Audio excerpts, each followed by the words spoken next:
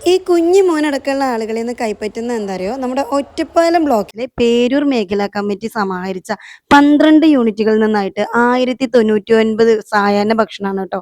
ഇതിൽ ചപ്പാത്തിയും അതുപോലെ മറ്റു പലഹാരങ്ങളും ഒക്കെ ഉണ്ടായിരിക്കും. ഇതും കൊണ്ട് ഇവർ പോകുന്നത് എങ്ങോട്ടാണെന്നറിയോ, നമ്മുടെ ജില്ലാശുപത്രിയിലോട്ടാണ് കേട്ടോ. സാധാരണക്കാരായ ഒരുപാട് ജനങ്ങൾ, അതായത് ഒരുപാട് രോഗികളും അവരുടെ കൂട്ടിരിപ്പുകാരും ഒക്കെ ഈ ഒരു പൊതിച്ചോറിന് വേണ്ടി കാത്തിരിക്കാറുണ്ട് കേട്ടോ. വർഷങ്ങളായിട്ട് ഇതുവരെ ഒരു ദിവസം പോലും മുടങ്ങാതെ ഇത്തരത്തിലുള്ള മേഖലാ കമ്മിറ്റികൾ സ്വരൂപിക്കുന്ന ഭക്ഷണമായിട്ട് ആളുകൾ അവിടെ എത്താറുണ്ട്.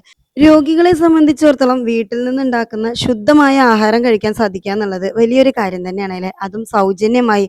അല്ലെങ്കിലും ദാനം കൊടുക്കാൻ ഇവർക്ക് ഭയങ്കര ആഗ്രഹമാണ് കേട്ടോ. അതായത് രക്തമായിട്ടാണെങ്കിലും ഭക്ഷണമായിട്ടാണെങ്കിലും ഒരാവശ്യം വരുന്ന സമയത്ത് ഇവരെല്ലാവരും മുന്നിൽ തന്നെ കാണാറുണ്ട്. അതായത് ഒരു പെർട്ടിക്കുലർ സമയത്ത് പ്രത്യക്ഷപ്പെടുകയും മറ്റൊരു സമയത്ത് അപ്രത്യക്ഷരാവുകയും ചെയ്യുന്ന കൂട്ടരല്ല എന്നർത്ഥം. എപ്പോഴും ഇവർ അവിടെ തന്നെ ഉണ്ടാവും, ജനങ്ങളെ ചേർത്ത് പിടിച്ചുകൊണ്ട്. ജാതിയോ മതോ വർണ്ണോ വർഗോ ഒന്നും നോക്കാതെ.